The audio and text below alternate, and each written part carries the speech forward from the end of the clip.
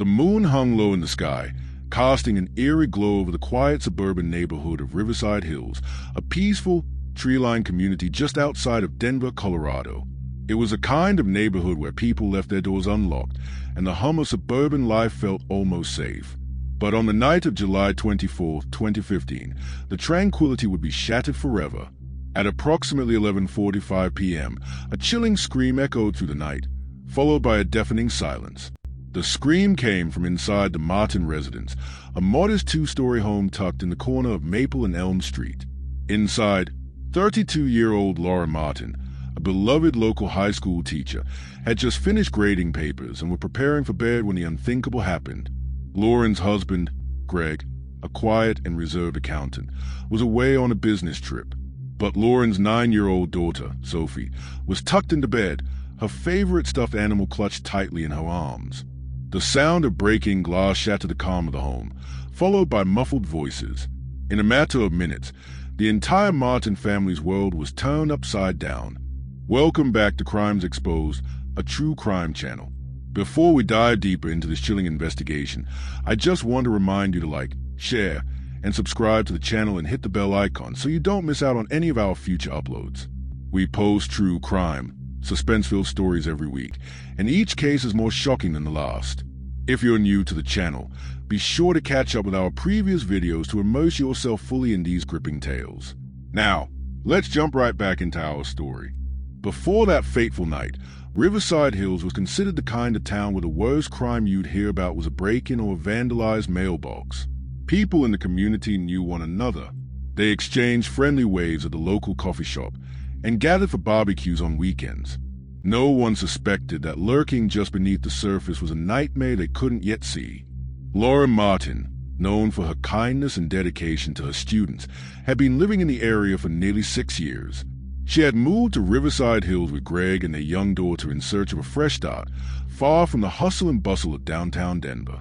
Lauren had taught English at Riverside Hills High School for 3 years and was adored by both students and faculty.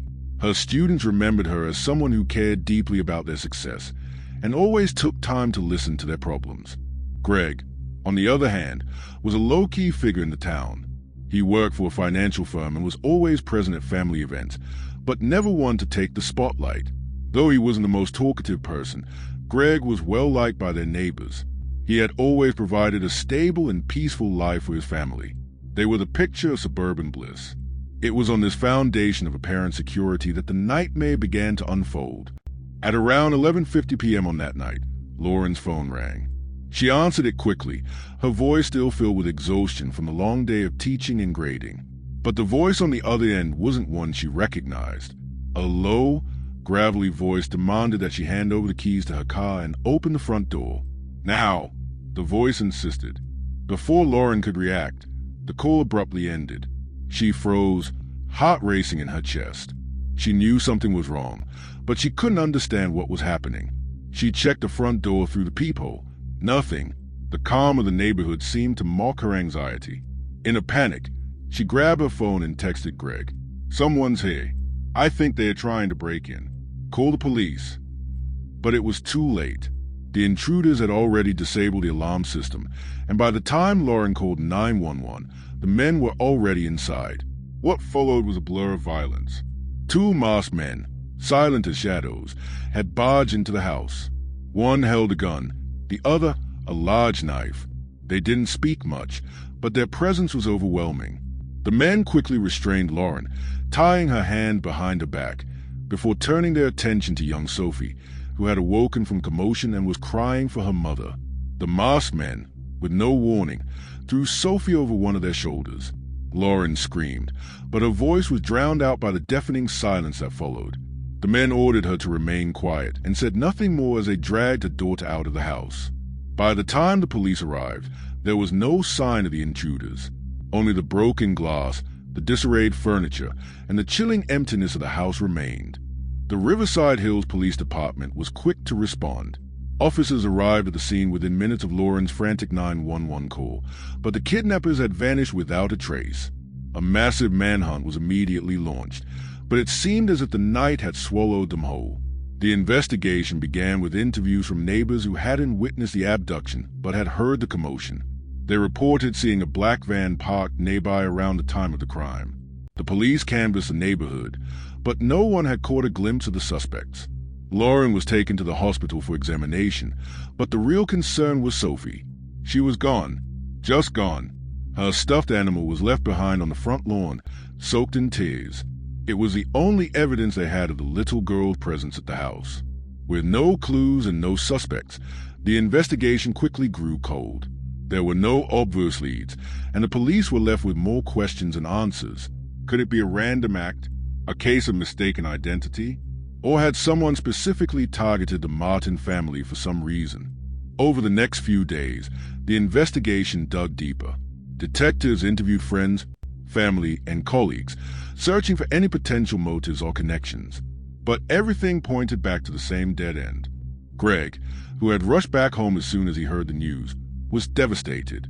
His wife and daughter were gone, and there was nothing he could do. The police focused their efforts on him for a brief period, wondering if he had anything to do with the abduction, but quickly ruled him out. His alibi was solid. He had been in New York on a business trip. Then came a breakthrough. A neighbor had recalled a black van parked in the area before the incident.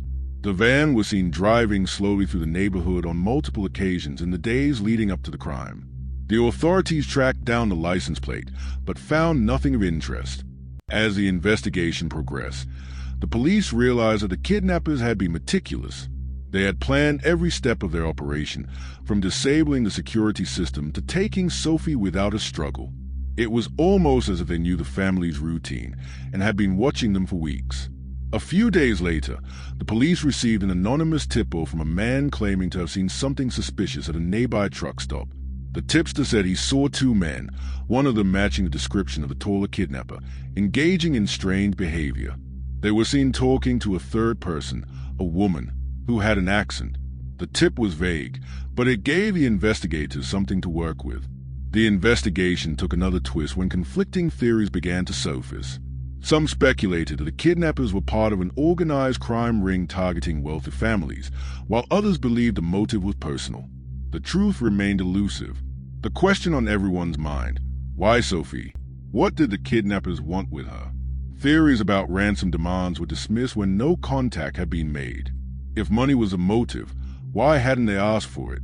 What was the significance of Sophie, a young girl, to these ruthless criminals? The police found that the family had no known enemies. Lauren had lived a quiet life, focused on her work and her family. Greg, although reserved, had no known involvement in criminal activities. Yet, someone had targeted them. Months went by, and the case grew colder. Despite countless leads, the kidnappers remained at large. Sophie's disappearance remained unsolved, and Lauren was left in a state of perpetual grief. Every day she would check her phone, hoping for some sort of update, a glimmer of hope, but it never came. There was no word from the kidnappers, no contact, no ransom demands. And then, a year after the kidnapping, the police received an unexpected call. The call led to an abandoned warehouse outside of town. Inside, the authorities discovered something that sent shockwaves through the investigation. Sophie's stuffed animal, the one she had left behind, was found at the warehouse. But Sophie was not there. The discovery reopened the investigation, but questions remained unanswered. Why had they left the stuffed animal behind? Why hadn't they contacted the family? And why did Sophie's disappearance remain shrouded in so much mystery? The case has yet to be solved, leaving Riverside Hills haunted by crime that, despite the efforts of law enforcement, still lingers unsolved. The Martins, forever changed by the loss, continue to search for answers. This story is a stark reminder that sometimes the world can change in an instant, and the people we trust the most may become the ones we fear we'll never see again. The tragedy of Sophie's disappearance teaches us that no community is immune to the unexpected, and sometimes evil can creep in when we least expect it. But more than that, it reminds us of the enduring power of hope and the importance of holding on to the ones we love. In the face of uncertainty, we must never stop seeking answers and fighting for the truth. Remember, life is fragile, and every moment counts. Hold your loved ones close, cherish the time you have, and never take the safety of your community for granted. Because sometimes, it's not just a crime we see, but the ones that lurk beneath the surface, waiting to break the peace. Stay tuned for more investigations, and thank you very much for watching.